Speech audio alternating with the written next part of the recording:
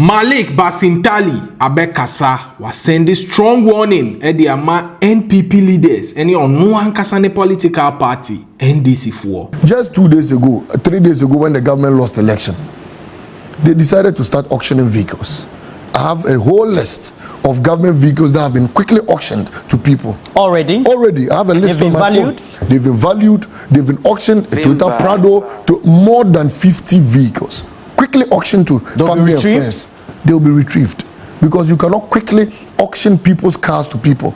If President Mahama appoints you, and let me sound that caution, and you come into office and you loot, we would bring you out of your office and hold you accountable. Currently, yeka Onipa or commanding Utah Malik Basintale eda number 1. Was sending strong warning at the NPP leaders, any NDC leaders, especially President John Dramani Mahama. See or no Malik or promise the youth a campaign ma on one kasani political party NDC based on a few things to say e-levy, betting tax, any other promises made by the president. Also, Obe making sure say president no ebedi ne boshe so say president nan cancel betting tax and cancel other taxes say ono Malik he will lead a team of youths to campaign against NDC come 2028. Now furthermore, or send a strong warning Edema NPP officials or say a tall list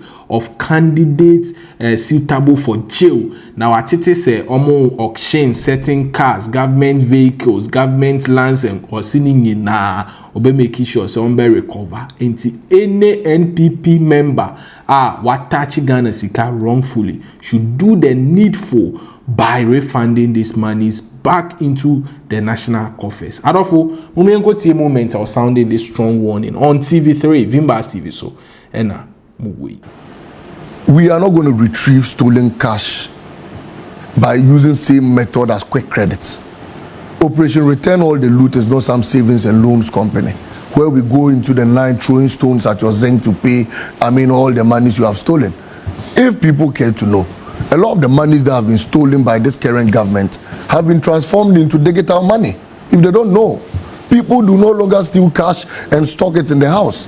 They steal the money and they save it in safe havens. People have stored it in cryptocurrencies and what have you. And so if you batch into somebody's office or you batch into somebody's house, how do you retrieve monies that have been stolen and put on cryptocurrency? It's not possible. What's your point? So money itself does not like noise. They say sikam pedede. We are going to use silent means to retrieve the cash. This morning I had a call that people were going to the Tema port. And so that's why I was late. I had to ride my bike to see them. I got there and none of them is an NDC person. None. There are people under this current administration who are angry with their leaders. There are young men under this administration who are angry with their leaders, and they've been writing on Facebook that our leaders were spending the monies and this defeat serves us right and all of that.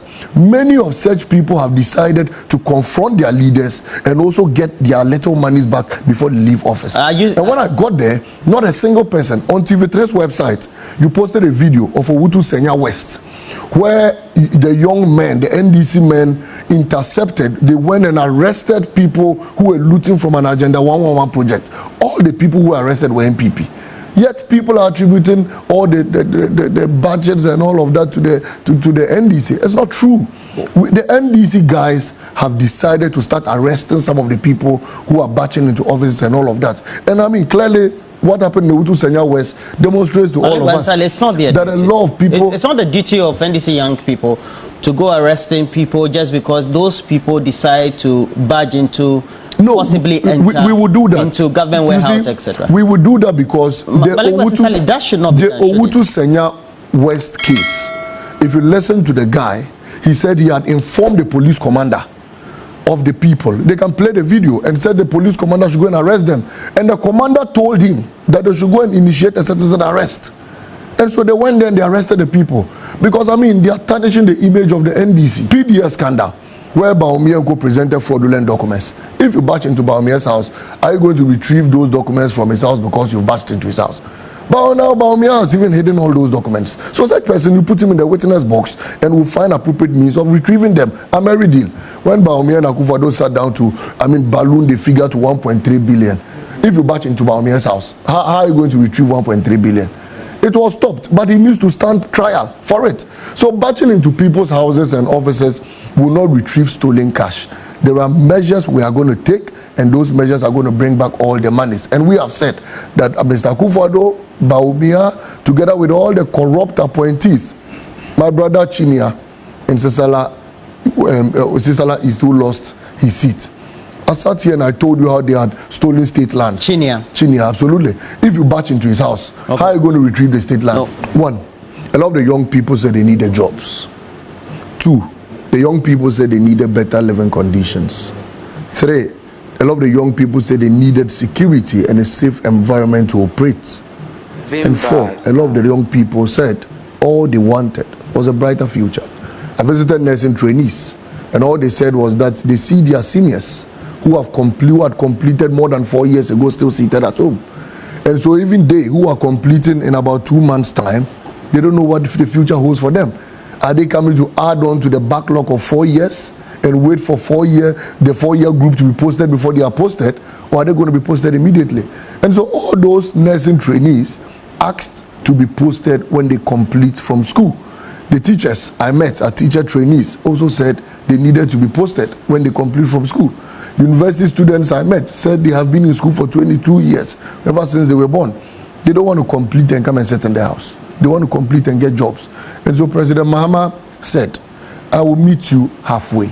I'll provide a 24-hour economy to industries so they would operate at 24 hours and then recruit more people. In the last 4 days, TV3, you have been running 24 hours.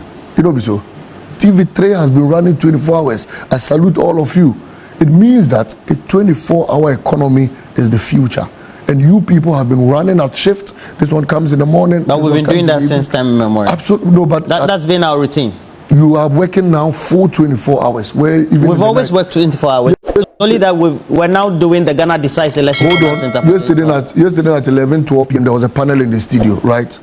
Yeah, but that's not going to continue. That's true. Was here. True. But it's for the election. So absolutely. It's a special coverage. But you are going to, other companies are going to go into full 24 hours now, right? I'm only saying this for you to understand that a 24-hour economy is possible. And it has been possible in the last 4 days at TV3. Whether you decide to continue it or you don't continue it, but it has been made possible in TV3. Is that not the point? And so we think that the 24-hour economy is the new future, and Ghanaian youth are going to get jobs and people are going to get employed. In our campaign, we had the first 120-day manifesto. If you remember, President Mahama had put across many promises and said he was going to achieve some within 120 days. I am pleading on the Ghanaian people. In order for us to start marking President Mahama, let's start with his 120-day social contract. President Mahama said, I would appoint the leanest government. When appointments start, if President Mahama should appoint 61 ministers, then you can come at him. He said, I will do 60 ministers. That will be the first check. Number two, President Mahama says within 2 weeks, 14 days, I'll be done with appointments of my cabinet.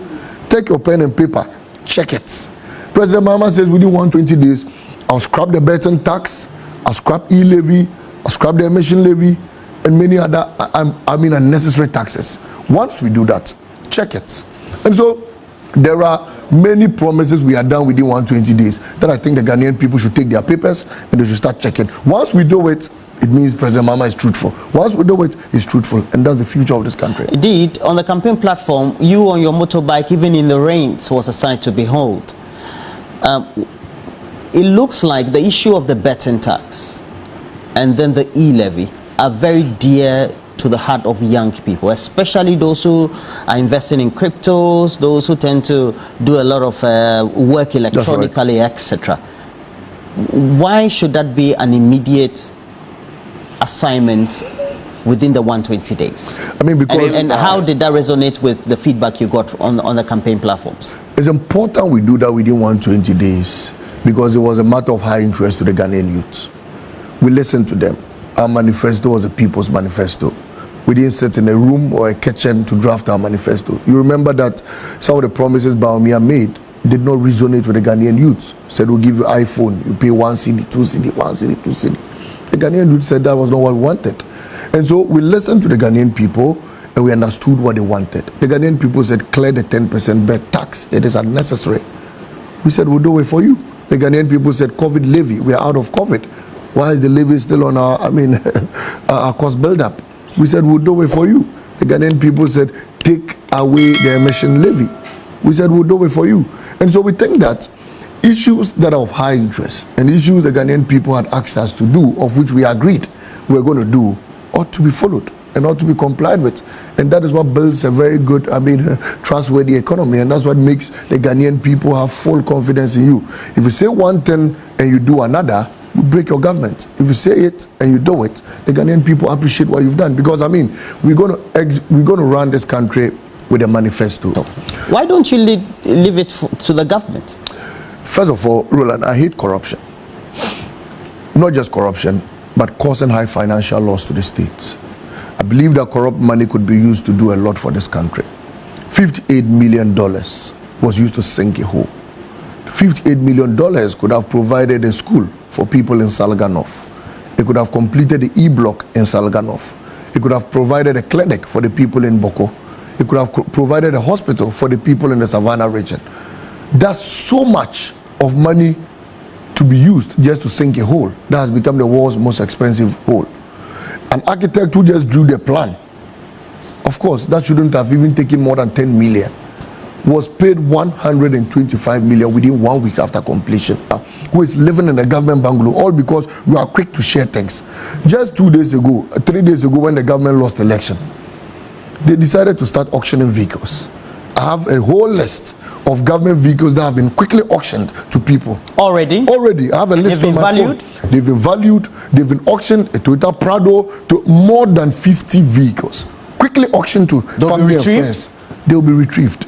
Because you cannot quickly auction people's cars to people and just allow it go down the drains. Look, in this country, today you import goods, and even before it hits them rich, they are already on your neck because they want to seize your goods and auction it to their own people. Why do you do this to Ghanaians? Persons from the NDC who decide to misappropriate funds. If President Mahama appoints you, and let me sound that caution, and you come into office and you loot, we will bring you out of your office and hold you accountable. We will let the laws deal with you. President Mahama has said it, and we'll rehash it. This is not a man who is going to tolerate a single iota of corruption under his government. Adolfo Malik Basintale ena abieja ediegu NPP and NDC leaders for so sounding strong warning to them. As earlier stated, or no, the youth commander said, "Wamasi enough and major love towards Onwankasa ni personality." Nkrofo say they are putting their trust in him, so be deliver whatsoever promise or can as of the time our campaign year, any the time our NDC a winning election. Well, be monitor no, so failing so the updates brem. For now, Vimbas TV so ena movie.